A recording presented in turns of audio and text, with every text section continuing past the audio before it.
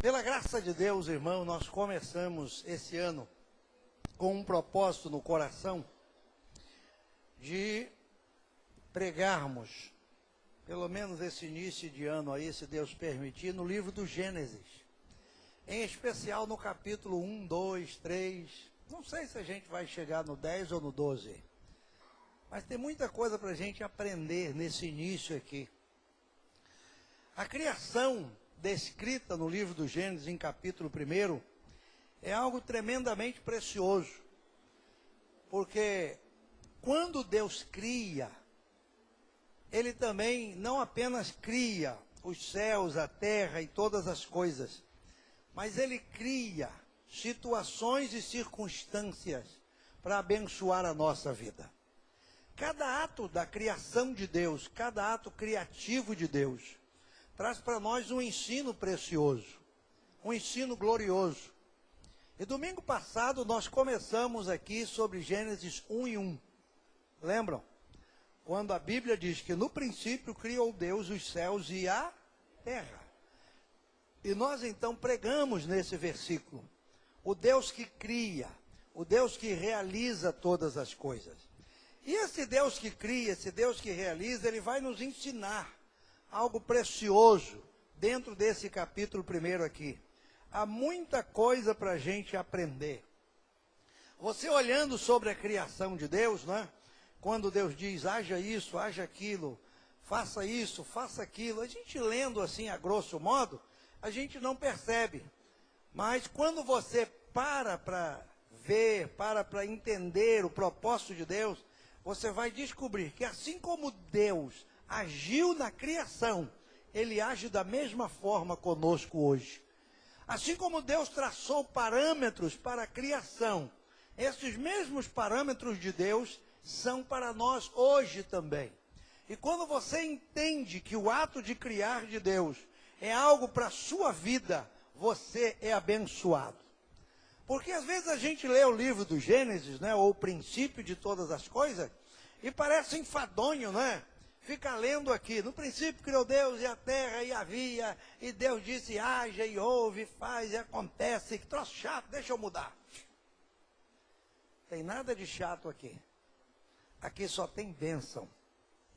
E se você continuar na presença de Deus, eu quero caminhar com você esses domingos aí, dentro desse ato criativo de Deus, que é algo precioso e glorioso.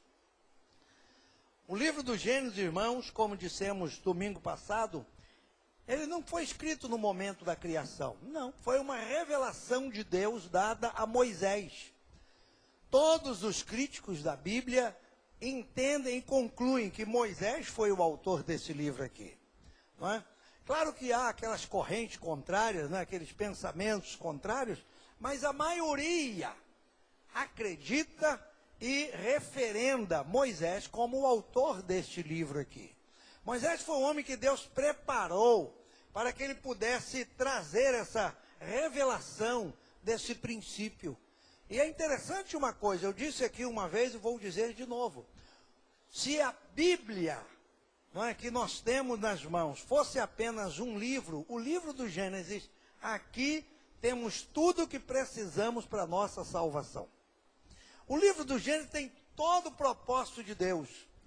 Tem a criação, tem a queda, tem a salvação, tem alianças, tem concertos, tem promessas e tem fim. Porque no final do livro do Gênesis, Jacó está no seu leito de morte. E ele chama seus filhos, seus 12 filhos. E ali diante da sua cama, Jacó começa a falar com um por um.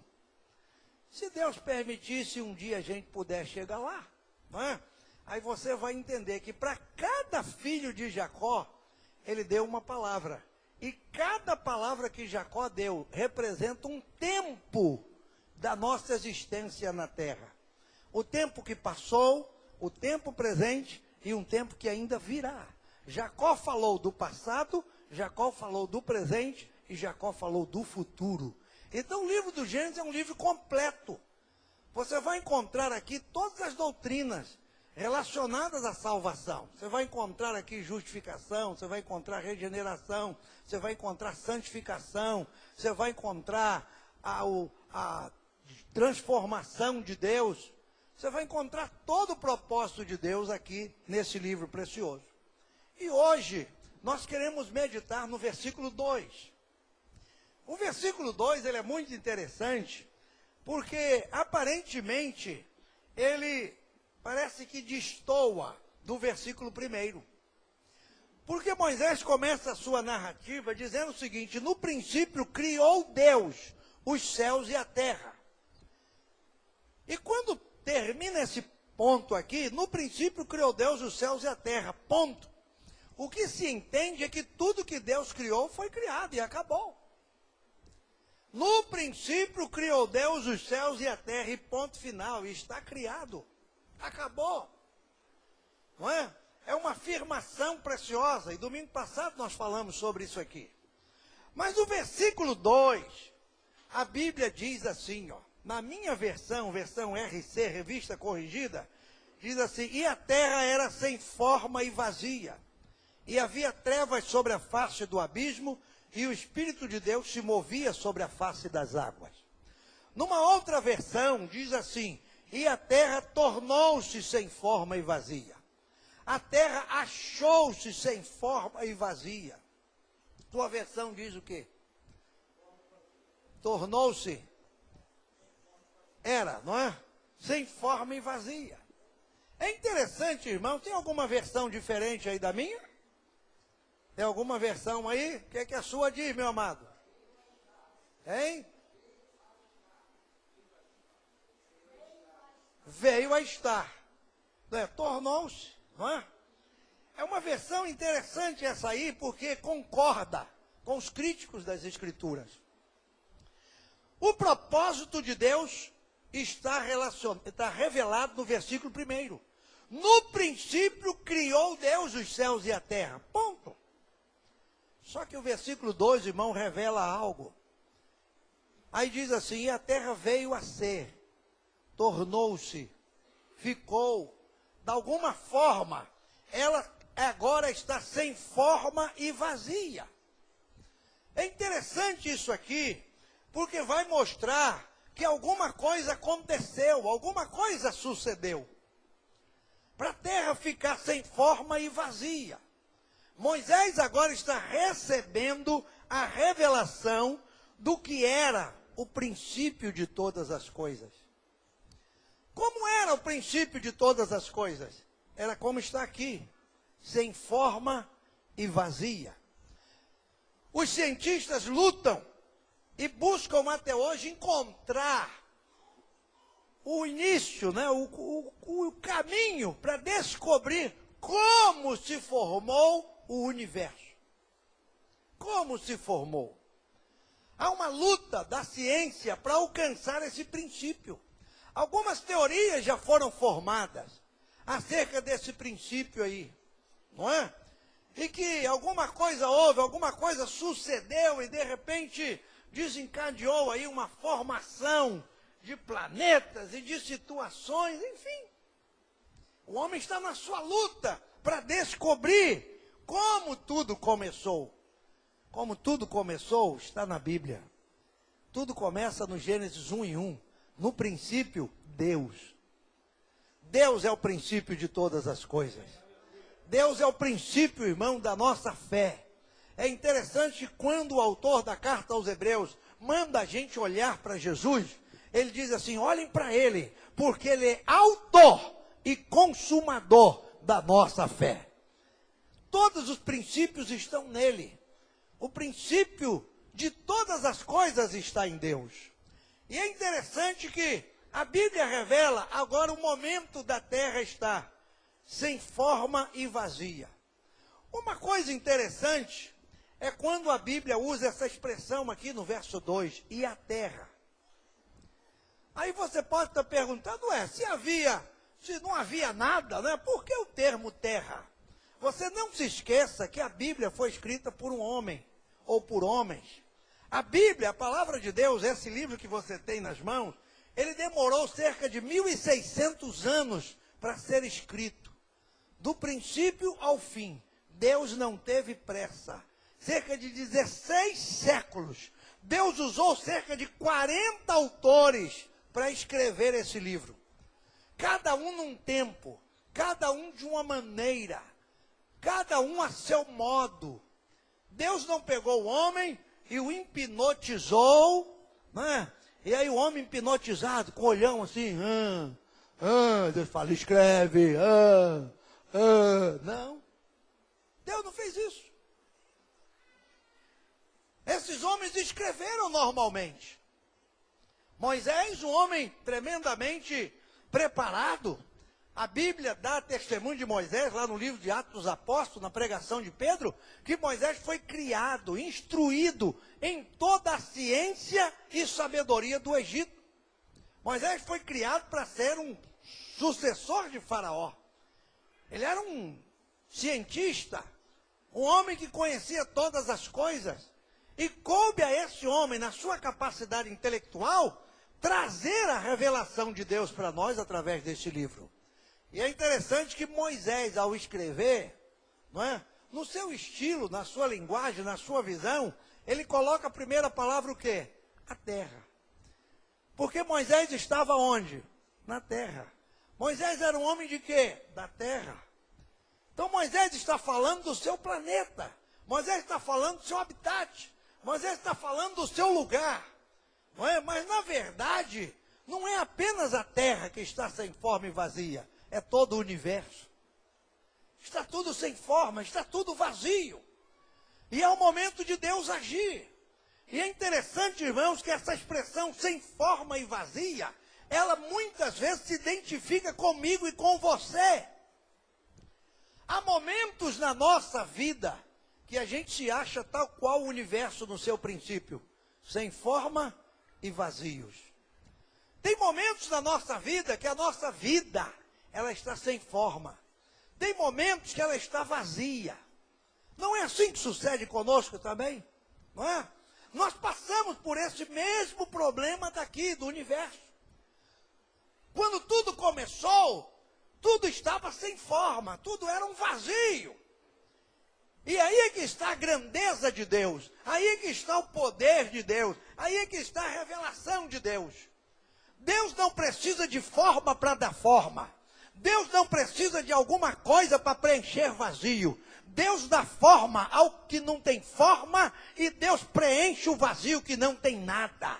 Isso Deus quer dizer na sua palavra. Ainda que a sua vida esteja sem forma, ainda que a sua vida esteja vazia, Deus é capaz de dar forma e de preencher o vazio da tua vida. Deus pode mudar todas as coisas, porque Ele é Deus e já provou na criação que Ele tem poder de realizar essas coisas. Deus pega as coisas que não são. Como é que você trabalha com a coisa sem forma? Como é que você trabalha com a coisa vazia? Se eu te entregar alguma coisa sem forma e vazio, sei lá, alguma coisa assim, estranho, e digo para você, dá forma e enche. E aí eu te dou um prazo. 1 semana, tá bom? 1 semana para você dar forma e preencher esse vazio aí. Não é assim, doutor Léo? Como é que pode fazer isso? Não é? Uma coisa sem forma, vazia, e você fica lutando, meu Deus, como é que eu vou conseguir? Por onde eu começo isso aqui? Primeiro eu tenho que dar forma, depois eu tenho que tirar esse vazio, preencher esse vazio. Como é que eu faço? Eu fico lendo isso aqui, imaginando eu tentando fazer isso no lugar de Deus. Eu não iria conseguir nunca. É por isso que muitos homens e muitas mulheres, eles se frustram na vida. Muitas pessoas se frustram nessa vida, muitas pessoas se decepcionam, muitas pessoas vivem abatidas, muitos já foram até destruídos, vencidos, derrotados, porque não conseguem dar forma à sua vida, não conseguem preencher o vazio da sua vida, não conseguem. Porque o ser humano sem Deus, ele não consegue nada. Você precisa desse Deus criador. Você precisa de um ato criativo de Deus. Você precisa, como nós vamos falar daqui a pouco, da presença do Espírito de Deus na tua vida. Porque somente Deus pode dar forma. Somente Deus pode preencher o vazio dos nossos corações. Deus pega o universo sem forma e vazio e transforma, segundo a expressão bíblica. Eu não vou pregar sobre tudo, eu quero falar só sobre o verso 2 hoje. E muita calma. Você quiser saber o verso 3, volta domingo para cá. Aí domingo eu falo do 3. E no outro domingo do 4. Com calma. É interessante, não é? Que nós tentamos fazer algo e a gente não consegue. E Deus, em uma semana, olha para isso. Quando você lê o restante do que Moisés escreve, aí diz assim, ó. E foi o dia 1º, e foi o dia 2º, e foi o dia 3º, e foi o dia 4º, e foi o dia 5º, e foi o dia 6º. Aí, ó, não é? E aí diz assim no capítulo 2, verso 2. E havendo Deus acabado no dia 7º a sua obra que tinha feito, descansou no 7º dia de toda a obra que tinha feito. Deus demorou apenas 7 dias para dar forma e preencher o vazio do universo. Você poderá dizer assim, mas será que são os dias como os nossos? Eu não sei. Nós vamos ver isso para frente. Mas eu te garanto uma coisa, que Deus fez. Deus não deixou a desejar, Deus fez. Deus realizou todas as coisas. E para complicar um pouco mais, um universo sem forma, vazio, esquisitão. E a Bíblia diz, e havia trevas. Se havia trevas, não havia luz. Trevas é ausência total de luz. E quem é que trabalha no escuro? Hein? Ninguém consegue. Não é? Aí você pega uma coisa sem forma, uma coisa vazia. Aí eu te tranco dentro de um quarto completamente sem luz. Ausência total de luz. Te coloco ali dentro. E digo para você, trabalha aí. Você fala, estou perdido. Como é que eu posso trabalhar? Como é que eu posso criar alguma coisa? Não é? E ainda no meio das trevas. Aí está um fator complicador para a nossa vida. Além da gente viver sem forma e vazio, muitas pessoas ainda estão em trevas. Por que muitas vidas estão vazias hoje? Porque muitos casamentos ainda não ganharam forma. Porque muitas famílias ainda não foram preenchidas na sua essência, como homem, mulher, esposo, esposa, filhos, família. Por quê? Porque ainda há trevas. As trevas falam da ausência da luz. As trevas falam de quê? Do pecado. Jesus Cristo, quando falou dos nossos pecados, das nossas transgressões, ele disse o seguinte, que o que peca anda em trevas. O que peca está em trevas. Aqueles que fazem alguma coisa errada, o fazem nas trevas. Porque as trevas, a escuridão sempre oculta os nossos erros, os nossos defeitos, não é? As nossas transgressões. As trevas conseguem nos ocultar. E aí tem isso como um fator complicador. Havia trevas. E as trevas muitas vezes, irmãos, estão presentes na nossa vida. Elas fazem parte muitas vezes das nossas vidas. Jesus Cristo, quando ele se identifica algumas vezes no Evangelho de João, Jesus disse, eu sou a porta, eu sou o caminho, eu sou a vida, eu sou o pão, eu sou o bom pastor. E no momento, lá em João capítulo 9, ele se depara com um cego de nascença. Aquele homem nasceu cego, vivia em trevas, escuridão da sua vida. E quando Jesus falou com aquele homem, Jesus trouxe luz para a vida daquele homem. Jesus deu um ensino precioso. Ele disse, eu sou a luz do mundo. E ele disse para aquele povo ali, enquanto eu estou convosco, tendes luz. Porque até então, sem conhecer Jesus, sem ter um encontro com Jesus, O homem, a pessoa, o ser humano vive em trevas. O apóstolo Paulo fala disso na carta aos Coríntios. Ele diz uma coisa interessante. Paulo diz: o Deus deste século, ele cegou o entendimento das pessoas para que eles não vejam a luz. O inimigo das nossas almas, ele tem uma sede muito grande em nós, e a Bíblia diz que ele fará de tudo para não permitir que a luz apareça. E de alguma forma ele cega o ser humano. Vivemos num mundo de luz, não é? O nosso mundo é iluminado, tremendamente iluminado. Os satélites que estão em volta da Terra, aí, a alguns quilômetros de distância da Terra, eles localizam, né, as nossas cidades através da luz. Quando você viaja aí num avião aí, não é como o Beth veio lá do Polo Norte, né, Beth? Veio do norte, não veio do Polo Norte. Não é? Aí você vê aquela altura toda ali, de vez em quando você descobre uma cidade. Se você olhar pela janelinha, você fala assim: olha, é uma cidade lá embaixo, porque tem luz. Nós vivemos num mundo de luz. Nunca teve tanta luz na face da terra como hoje.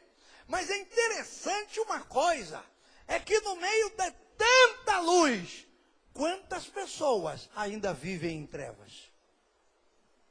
Quantas pessoas ainda vivem em trevas? É interessante isso. Por que razão muitas pessoas vivem em trevas? Porque ainda não descobriram a luz. O poder das trevas é muito grande. Porque quando a Bíblia diz que havia trevas sobre a face do abismo, as trevas eram um impedimento à visão de Deus ou à ação de Deus. Não é? Como é que você vai trabalhar no escuro? Quando nós estamos em trevas, tudo é mais difícil.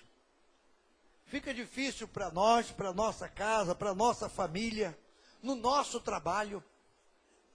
E as pessoas vivem em busca de luz. E é interessante que muitas vezes as pessoas se enganam com um tipo de luz. Não é? Se enganam. O apóstolo Paulo, ele fala algo interessante. Quando ele escreve a sua carta aos Coríntios, ele diz que nesse mundo há muitas vozes e muitos tipos de vozes. E há também muitos tipos de luzes.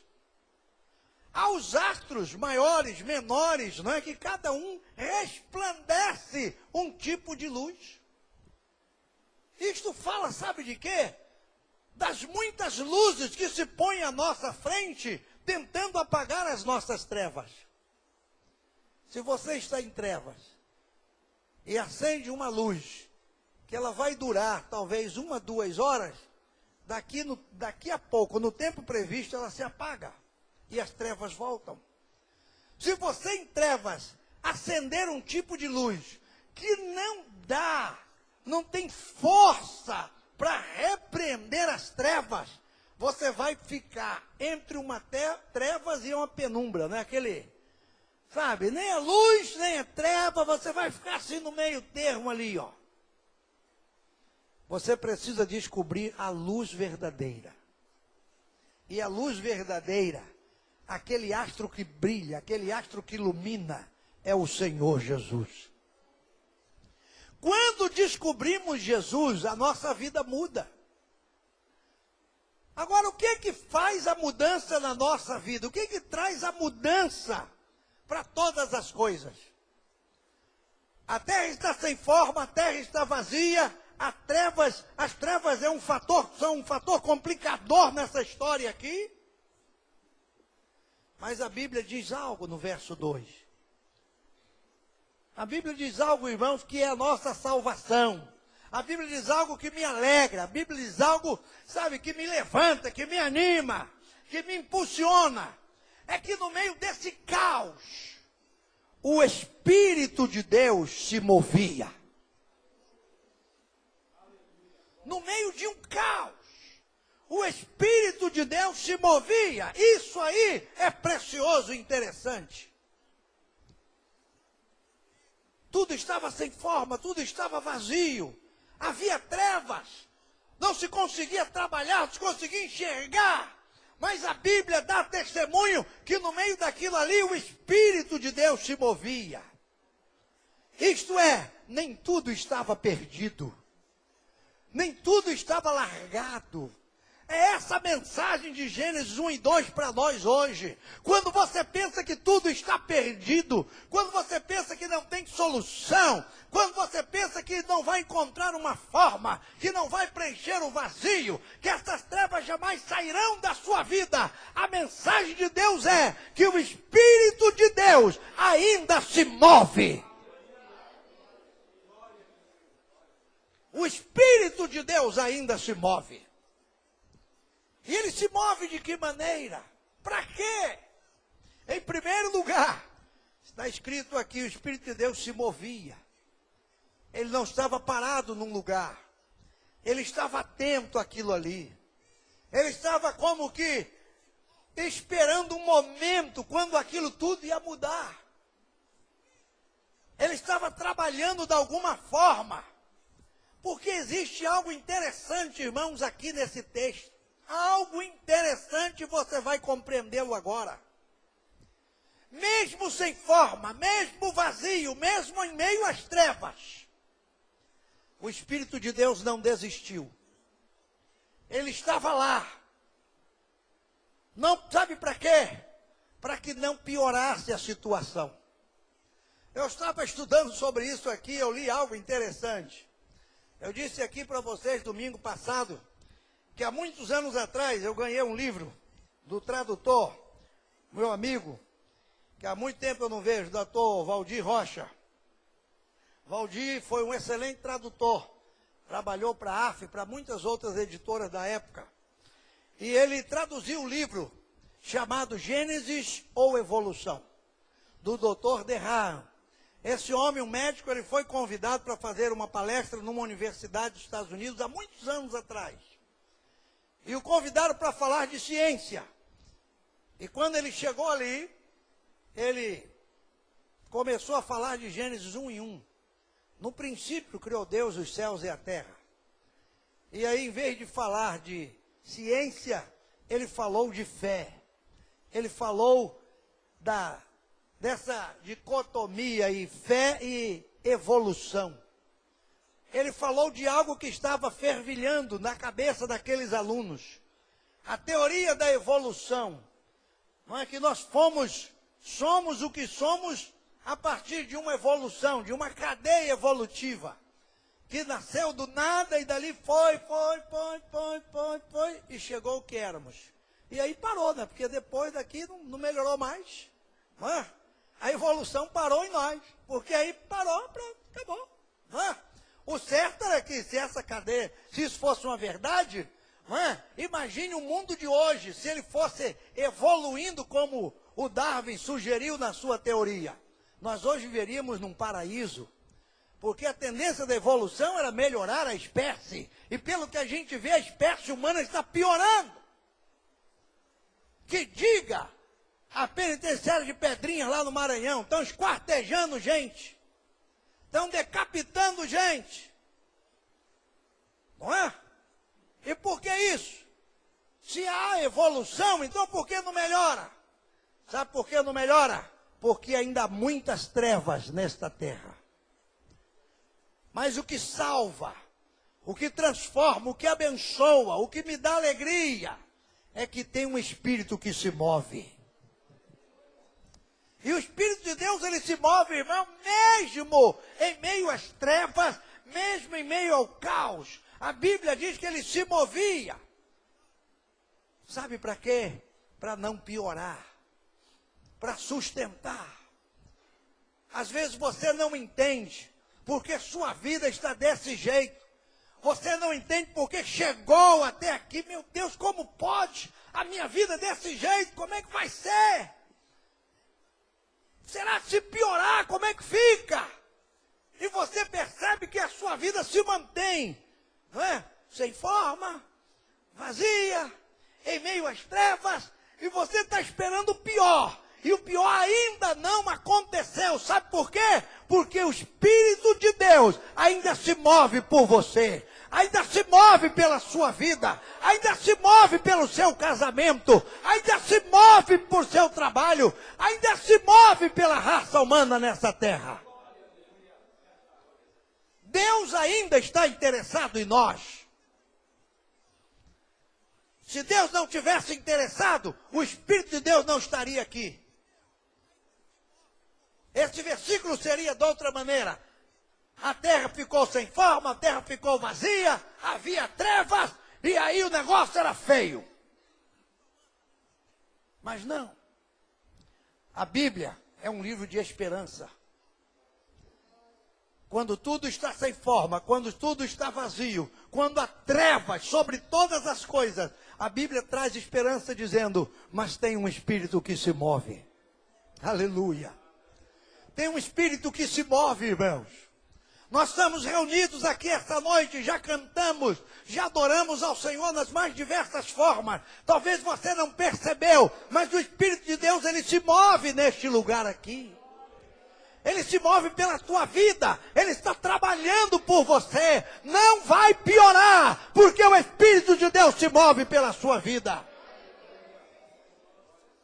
Deus se move em nosso favor.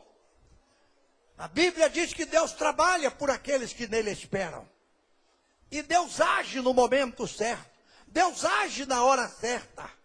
E o Espírito de Deus se movia para segurar, para sustentar, para não permitir que o pior acontecesse. Quantas coisas Deus nos livra a cada dia, a cada instante. Às vezes eu e você não percebemos. As situações mudam repentinamente e a gente se vê em apuros e diz, meu Deus, e agora? É nessa hora quando você não tem respostas. É nessa hora quando você não vê saída que o Espírito de Deus se move por você. Ele se move para te salvar. Ele se move para te livrar. Ele se move para te renovar. Quantas vezes eu e você nos achamos numa situação deplorável fisicamente, emocionalmente, espiritualmente? Quantos de nós estamos abatidos, como Paulo diz lá em Coríntios? Nós somos abatidos, somos quase que destruídos, mas por que as coisas não acontecem? Porque o pior não vem? Porque o Espírito de Deus ainda trabalha por nós, ainda se move pela nossa vida. Ele não vai permitir que o pior aconteça com você. Ele está se movendo. A Bíblia diz no Salmo 104, verso 30, que Deus envia o seu Espírito e são criados. E assim, Ele renova a face da terra. O Espírito de Deus se move para nos renovar. E quantas vezes você se acha lá embaixo? Você diz, agora eu vou, e não vai. Quantas vezes você dorme completamente vencido pelas situações da vida e diz, meu Deus, eu não sei se amanhã eu acordo. Eu não queria nem acordar. A coisa está feia. Eu não vejo saída. E quando o dia amanhece, você abre o olho. Você diz, caramba, acordei. Sabe por que você acordou? Não foi porque o despertador tocou. Não foi porque alguém te chamou no celular ou no telefone da sua casa. Foi porque o Espírito de Deus se moveu em seu favor. O Espírito de Deus, ele move-se usando a misericórdia de Deus. E sabe como é que Deus usa a sua misericórdia? Em Lamentações de Jeremias, no capítulo 3, a Bíblia diz que as misericórdias do Senhor são a causa de não sermos consumidos. E as suas misericórdias não têm fim. E elas se renovam a cada dia. Aleluia! As misericórdias de Deus, elas se renovam. E é aí que entra a ação do Espírito de Deus na nossa vida. Ele age nos renovando. Ele age nos sustentando. Ele age nos guardando. Talvez você olhe para mim aqui pregando para você essa noite e diga, puxa, esse pastor aí e tal, né? Eu estou aqui pelo Espírito de Deus. Eu estou aqui pela misericórdia de Deus. Sabe? E quem me conhece sabe, eu prego de domingo a domingo. Amanhã eu vou estar na oração, terça-feira eu estou em Nova Holanda, quarta-feira eu estou aqui, quinta-feira eu estou no seminário, sexta-feira eu estou em alguma igreja, sábado eu já tenho uma programação, domingo de manhã eu estou dando aula, domingo de noite vou estar pregando. E quando é que você dorme? Quando Deus permite. E quando é que você descansa? Dormindo. Porque quem me renova não é o comprimido, não é o Lexotan, não é coisa nenhuma. Quem ainda me renova é o Espírito Santo de Deus. É a misericórdia de Deus na minha vida. E é disso que nós precisamos hoje. Nós precisamos desse Espírito que se move. O Espírito de Deus, ele se moveu durante todo o tempo. É interessante se você pegar essa palavra aqui, ó. E o Espírito de Deus se movia. Você vai ver que o Espírito de Deus, ele está sempre em movimento. Ele não moveu aqui e parou. Ele está se movendo durante toda a Escritura.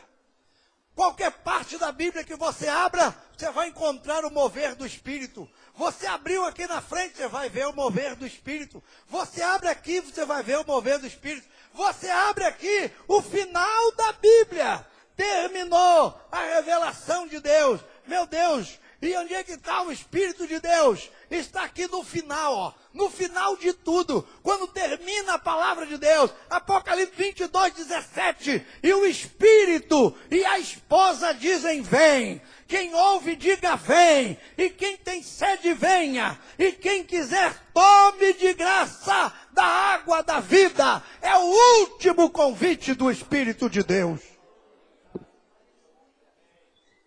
O Espírito de Deus sempre se moveu e sempre se moverá em seu favor. Talvez você não entenda o que está acontecendo agora.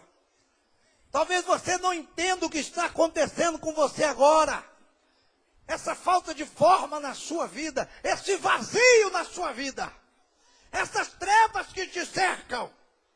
Mas a esperança que eu tenho para você é que há um Espírito que se move. Um Espírito que passeia, que anda, que vê, que prescruta, que entende, que percebe todas as coisas. E Ele vai te ajudar. Ele vai te renovar. Ele vai te sustentar. Ele vai te abençoar.